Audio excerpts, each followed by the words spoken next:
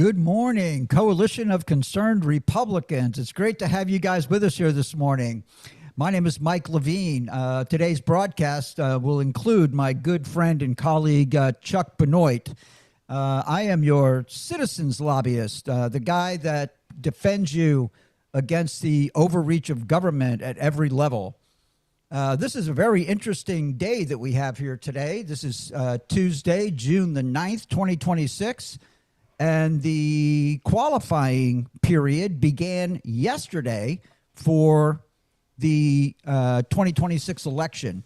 So what's going on here today, if you take a look, and Chuck Benoit and I are going to walk you through today, basically the various races, federal races and state races, and also some local if we get around to it, and just go through and decide and, show you, based on where we are in the election cycle, who is going to be running against who, and we probably won't be able to resist weighing in on some of the strengths and weaknesses and strategies and things like that that are in play here that most people don't really realize because they're just not that close to the fire. For your benefit, Chuck Benoit and I are both pretty close to the fire, and we've been around for a while, so we've seen what goes on and what the alliances are and the resources that it takes to win these important elections, particularly the federal races that are so expensive. So Chuck and I are going to talk a little bit about that today. But one thing I really want to kick us off with is the fact that the president of our great United States, Donald J. Trump, is an amazing sports fan.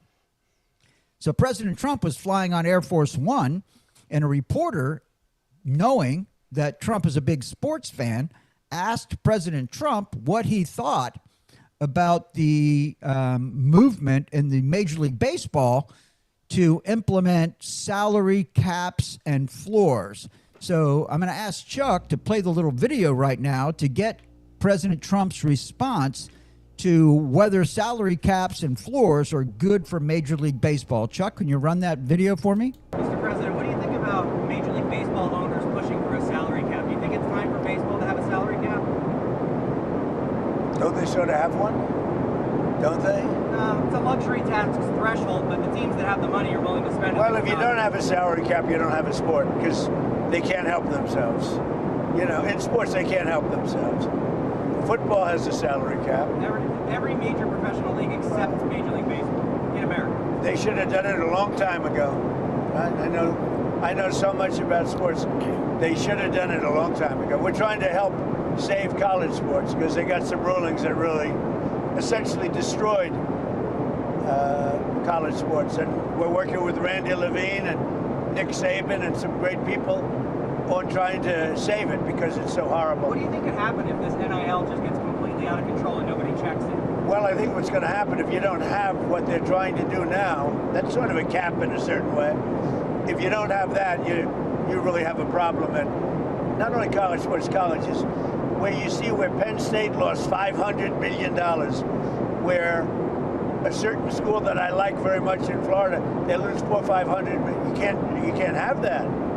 Nobody can afford that because they go crazy. That's why when you say Major League Baseball,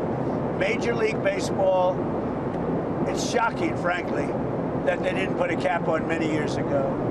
They had a chance to do a cap and they blew it. Well, there you go, ladies and gentlemen. So the takeaway from that little report from President Trump is President Trump, who's a very knowledgeable guy, a business owner, amazing president of the United States, strategy, everything. And President Trump comes out and says, without a salary cap in Major League Baseball, you don't have a sport. What does that mean, ladies and gentlemen? That means that if there's unlimited spending, then the guy that spends the most money wins. So I would just like to apply that same principle to politics. Politics, of course, business is the same way to a degree, right? To a huge degree. So the bottom line is, if President Trump believes that the absence of a salary cap in Major League Baseball means that there is no sport, then I would suggest that the absence of spending caps on political campaigns also means that there is no level playing field. It's an exact analogy back to Major League Baseball and other competitive sports.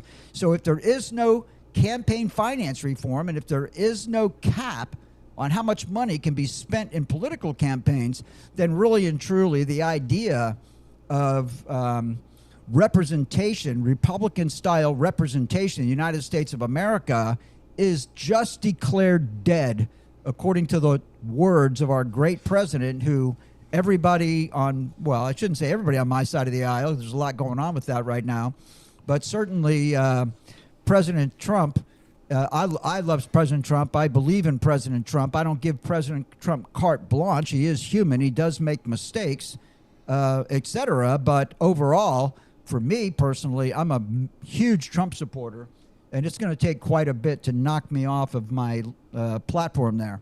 So let's bring Chuck on into this thing here. We can chat a little bit. Chuck, what did you think about the president's comments about Major League Baseball salary caps? Well, it is very interesting, and obviously, and the football has always had their salary caps, and it does make a lot of sense that if all you need is money to win a sports game, then certainly the guy with the most money wins. And I think your analogy to politics it's a valid analogy. I think, though, that the problem is the Supreme Court wouldn't necessarily go along with it. It's a direct correlation. We don't need to spend a lot of time on this today. I just thought it was pretty fascinating to see the president weigh in on this. And, of course, in my political mind, I made the correlation immediately. That sure you would. If salary caps, if the absence of salary caps means it robs the competitiveness from Major League Baseball, then certainly the absence of campaign spending caps robs us of competitiveness in races. And you can see that played out all across the board, Chuck. I mean, I'm telling you something. I've never seen a more revealing comment in my life as it relates to the way our election system is run, which I have no confidence in whatsoever. I'm just going to go on the record today and say that I think that even here in Lake County, we have a mail-in ballot problem. Call it sour grapes if you want.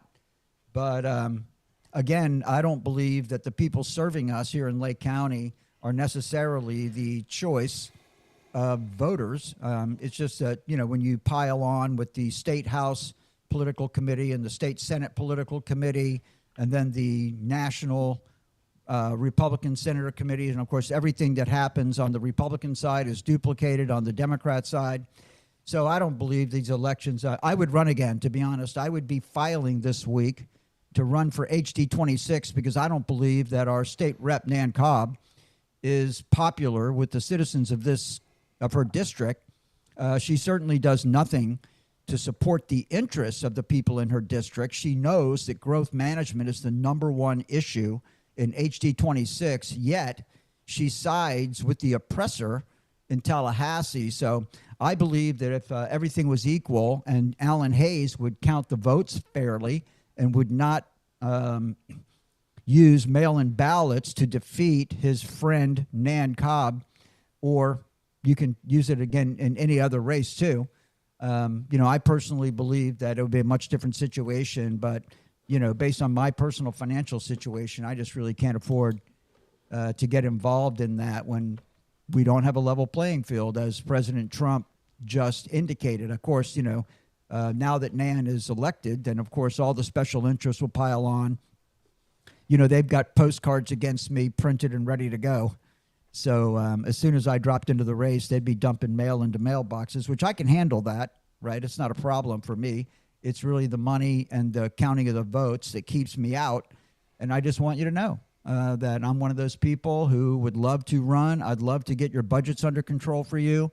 I've got specific plans on how to get growth management under control, but the powers that be will never allow me to be close to the decision-making process because they're not interested.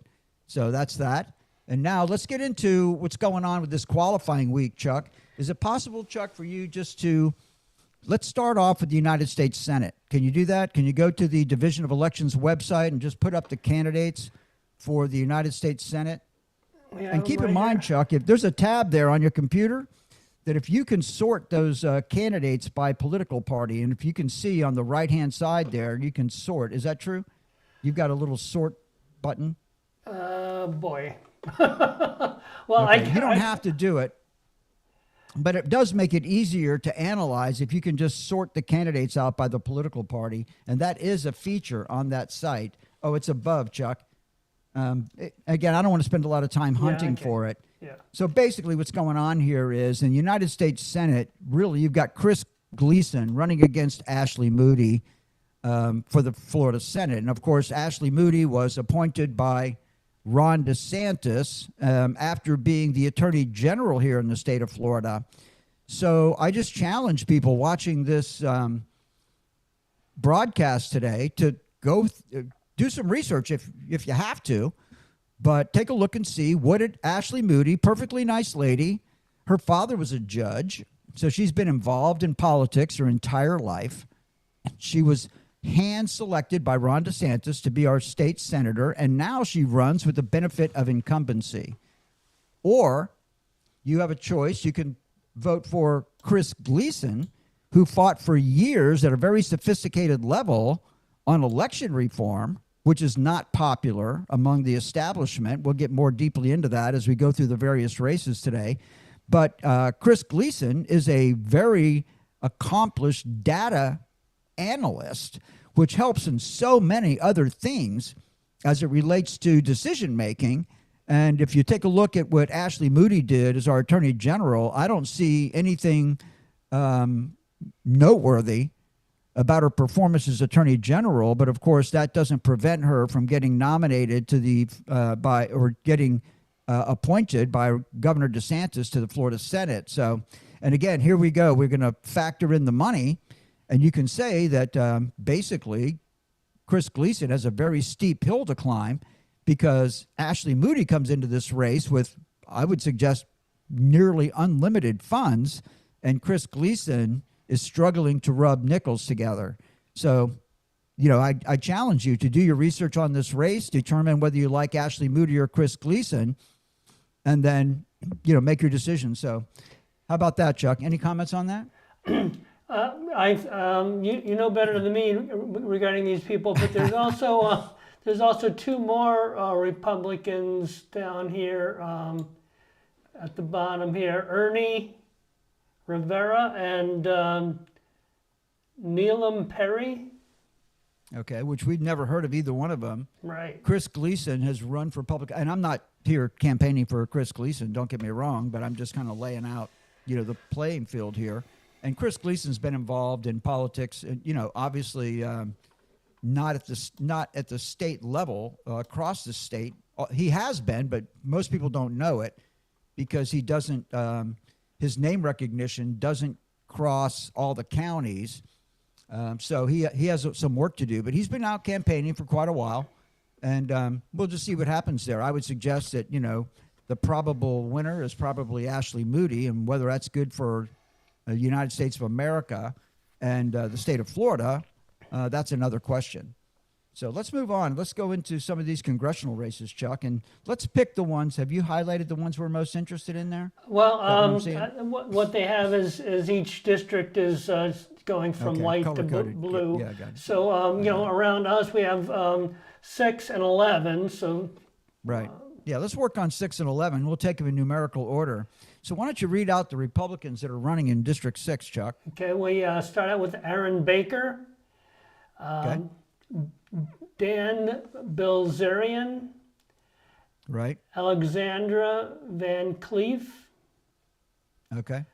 Randy Fine, who's the incumbent, Right. Will Furry, Charles Gambaro, Joshua Right. Vasquez, Okay. Quite a Jose few. Miguel Velasquez Cruz. Right. And, So you can see, ladies and gentlemen. Go ahead, Chuck. I don't want to cut you off. Go ahead. this last one it says WRI Alec Pavlik, but that's a write-in, I guess. Alec Right, that's a Pavlik write-in. is a write-in, yeah. Right. Okay, great. So, ladies and gentlemen, the reason we're doing this is to show you. Now, keep in mind, this is not an open seat, right? So, for example, if there's no incumbent, like, for example, as we get into District 11, you're going to see that because Dan Webster is not running again, you've got an open seat. And open seats typically attract a lot of candidates because it's easier to win in an open seat than it is to defeat an incumbent. But Randy Fine is the incumbent, right? So he has the benefit of incumbency, and he also is endorsed by Trump. So that's a huge factor at play in the Congressional District 6 race. Yet, even with all of that power, you still attract quite a few candidates. So let's just talk about the ones we know, Chuck, and let's just kind of give a little rundown. And I just want you to know, Chuck, let me just say that let me open the floor for you to see if you have any comments on this before we get started. Any comments here? I guess the only comments I would make on Randy Fine are, for a lot of reasons we were not happy with him, but there's also the reality that there may not be anybody any better. We've talked a little bit about that. As far as who we know, you probably know more of them than I do, Mike. Well, to be honest, I don't know most of them, but I will tell you that at the Golden Triangle Federated Republicans Women Club luncheon yesterday, Tim Wilkins, let's see, he's running on 11, so that's not this race, but Aaron Baker was there, and this guy Gambaro was there too. And I wasn't there, but some of my friends contacted me and told me that, what was their impression of these various different candidates. So, it's interesting. I know that, a lot of people, or some people that are very close to us here in Lake County politics, has come out against Randy Fine pretty hard. And I really didn't, let's just get into the history of Randy Fine. Randy Fine was recommended really by Michael Waltz, who was the congressman in this district before Randy. And I have to assume, and of course, Randy served in the Florida House and also in the Florida Senate, so he was plucked out of the Florida Senate. I would expect at Mike Waltz's recommendation to the president. And so he was appointed, he was appointed, and then there was a special election, and Aaron Baker, that's when Aaron Baker kind of came onto the scene. Aaron Baker ran against Randy Fine in the special election, and everybody thought that Randy Fine was so distasteful that a newcomer, somebody with zero name recognition, zero political involvement in the community, could come in and defeat Randy Fine in this district, but that turned out not to be true. And of course, people were very concerned about it to the point that President Trump actually did a audio town hall on behalf of Randy Fine just to make sure that we got him across the finish line, because President Trump, I'm assuming, wanted to do business with somebody he knew what to expect. And of course, Randy Fine has said all over the campaign trail that whatever Donald Trump supports, he supports. He actually said in a meeting where I was that Donald Trump had no reason to call him, because as soon as he gets the message from various different sources, whatever the source is, he's going to support whatever Trump wants to do all the time. So, that's the deal. If you support Trump and you're looking for a Trump supporter in Congress, then I would suggest you can't find somebody more supportive of Donald Trump than Randy Fine. And then you can get into all of the antics, of Randy Fine hiding under his desk to avoid process servers and, that kind of thing. Andy, people have attacked Randy Fine for his obesity. He doesn't look good on camera, but he is all over the media, Chuck. So anything else on Randy Fine before we move on? I think you've covered it. We don't know too much about these others. Now, over here, we have active and qualified. Why don't you explain the difference between active and qualified? The difference between active and qualified is, first of all, no one could qualify before yesterday. June 8th, Monday, June 8th, was the opening of the qualifying period, and 12 noon on Friday is the close of the qualifying period. So what does that mean? That means that the candidates either have to have all of the candidate petitions signed and approved by the supervisor of elections in order to avoid paying a filing fee, and candidates who do not get the petition signed must pay the filing fee and make sure all of their paperwork is in order on or before June 12th, Friday, June 12th at 12 o'clock noon.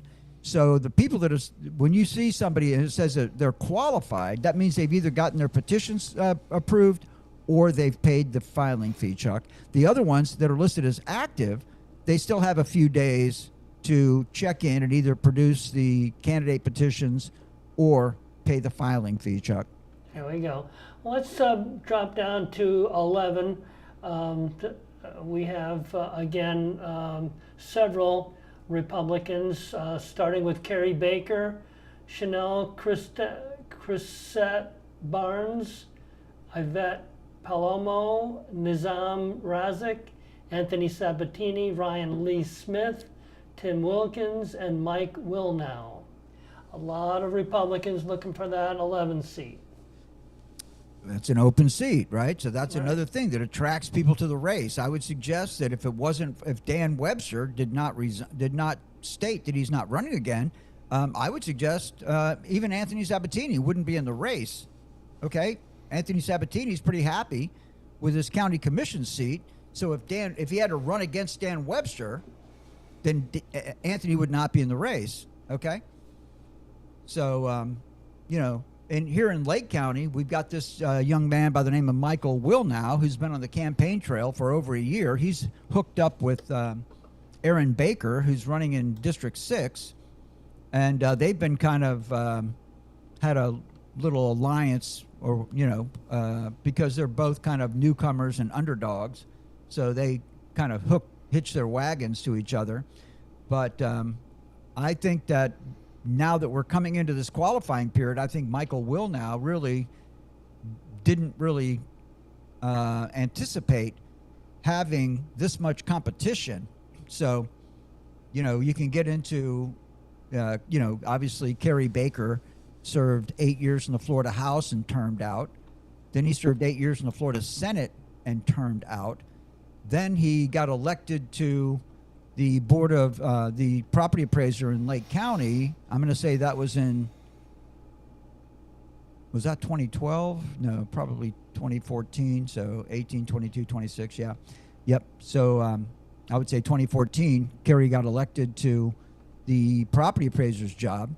And let's face it, Kerry Baker likes the government salary and the government perks, right? And his father was a state rep. So Kerry Baker and his family have been involved in politics here in Florida his entire life. So he's a pretty qualified guy. I mean, Kerry certainly knows his way around politics. He understands the job. When he gets there, he's going to know what to do. And I would just ask, Kerry Baker, what master does he serve, right? Is he an establishment candidate who's going to, like, for example, I know that Kerry Baker, for example, is totally opposed to high density, multifamily housing in Lake County. So I don't know. Kerry has a long history of public service and he lives his life for that purpose, to make sure that he does everything that anyone would expect of him civically. And I guess when you really walk your life out, that's what you do. And Kerry's done it. So, let's just see how that goes. Chuck, I'll turn it back over to you for some comments. Sure. Just looking down the list, we have qualified is Nizam Razak here and Tim Wilkins. Those two are qualified already. Right. I don't know, it's hard to say. Would we know if they had the candidate petitions or if they simply paid the fee? I'm going to guess they paid the fee, but I'm going to guess they paid the fee. I'm pretty sure that's true, Chuck. yeah. And then, it's so interesting, when you get into Nizam Razak. He is a brain surgeon and a lawyer. And Lou Marin is the president of the Florida Republican Assembly statewide. And Lou is the paid campaign manager for Nizam Razak. Keeping in mind that Lou also runs the Florida Republican Assembly in Orange County. Now, our friend Rick Carlins runs the Florida Republican Assembly here in Lake County, which is part of District 11. And Brian Kennedy runs the Florida Republican Assembly in Sumter County, which is a big part of District 11. Again, Orange County being the minority district, it's only a small portion of southwest Orange County that's included in Florida District 11. So basically, it looks to me like Lou Marin sold himself to candidate Nizam Razak as, hey, because of my influence over the Florida Republican Assembly, I've got chapters in all 3 counties that this district covers. So I'm going to go a long ways toward getting you across the finish line if you hire me to be your campaign manager. Does that sound like a logical discussion between a potential candidate and Lou Marin, Chuck, to you? Does that sound like a logical discussion that those parties might have? It sounds logical. It's a little discouraging, because there are some moral issues between Nizam Razak and the American Constitution, United States Constitution. As a Muslim, Nizam Razak can't possibly swear to defend the Constitution without offending his moral precepts as a Muslim. So that is an issue. I want to tell you something real quick, Chuck. I've never heard from his lips that he's Muslim. Okay, now that is the buzz on the street, but just for the record, ladies and gentlemen, I've never heard Nizam Razak say that he's Muslim, but that is the talk on the street. So that's what Chuck's referring to. And of course, you take a look at the Islamification of America highlighted in the state of Texas right now, where, mosques are being built and communities are being built around mosques. And they in the beginning attempted to prevent people who were not Muslims from moving and owning property in those communities, et cetera. And of course, Texas has just gone through that fight legislatively. And of course, we have the same situation here in Florida. But more importantly to me, Chuck, is that, Lou Marin, I've known Lou Marin for more than a decade, I'm assuming, roughly about a decade probably, or longer. And Lou Marin has been the poster child for Judeo-Christian values. And we know that Rockman is not a Jew or a Christian. So it's really interesting to see how Mr. Marin is responding to the concerns of his executive board on the state of Florida, who especially Rick Carlins and Brian Kennedy, because their state chairman, president, is going to exert his influence as the state president of the Florida Republican Assembly over their political districts, despite whether they support Nizam Razak or not, Chuck. And that's a big fight that's going on right now over this particular race, Chuck. It is a big deal. In our very, very few closing minutes, why don't we talk a little bit about Anthony Sabatini and where he stands? Well, Anthony, Anthony obviously came out within hours of Dan Webster announcing that he was not going to run. Anthony filed. We know that Anthony wants to represent Congressional District 11. So within minutes, or I say minutes, but immediately after Webster announced that he wasn't going to run, Anthony jumped into that race. That's just Anthony's a strategist, and that's what he felt was the best strategy in order to win the seat.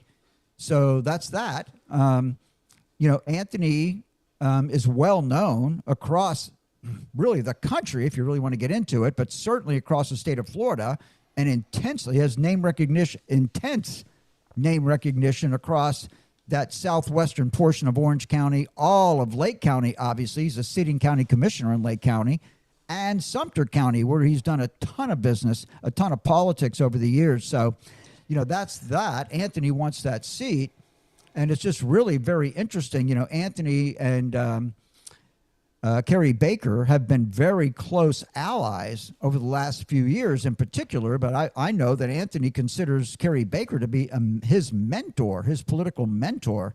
So this has got to be difficult for Anthony, who came into the race first, to see that his mentor, Kerry Baker, is chosen to run against him. So that'll be really interesting to watch as that plays out, Chuck. Here we go. Well, do you have any final remarks before we shut this down, Mike? Man, that time went pretty quick. So again, ladies and gentlemen, politics is a crazy business today. It is a blood sport, as my friend Chuck pointed out off air. And, we just heard President Trump say that Major League Baseball cannot be competitive without salary caps. So I would just also go back to my original point that without some kind of spending caps on campaigns, on political campaigns, you're not going to ever have a level playing field. So when you take a look at all these various different candidates, including Byron Donalds running for governor, who has a strong lead financially in fundraising, then you're going to see, who has the advantage and who is the most probable winner. But I will say to you that podcasts like this are being conducted all around the state. Activists like Chuck and me are doing these podcasts, and other people are doing them too. And social media and technology is giving the grassroots a stronger voice in the outcomes of these elections. So that's where we need to be. I just want to really thank the audience, Chuck. And again, I should have said it in the beginning, but if you're watching this and you haven't subscribed, we'd really appreciate it if you'd subscribe. If you like the content, click the like button. And if you'll comment, that'd be great. And Chuck and I will keep an eye on, no matter where you're watching this, on Facebook or YouTube or X, or I guess that's where we're at. We'll comment. We'll respond back to your comments. We'd love to know what you think. Would like to know who you're supporting in these various races. And I'll leave it at that, Chuck. Well, thank you so much, Mike Levine, and thank you all for tuning into our twice weekly live stream. Please follow us on Facebook and X at RestoreOurRep76. Check us out on YouTube at Restoring Our American Republic -ROAR. Again, please like and share the program. And remember, if you're unwilling to govern yourselves, you will be governed by tyrants. Until next time, God bless you. God bless President Donald J. Trump, and God bless America.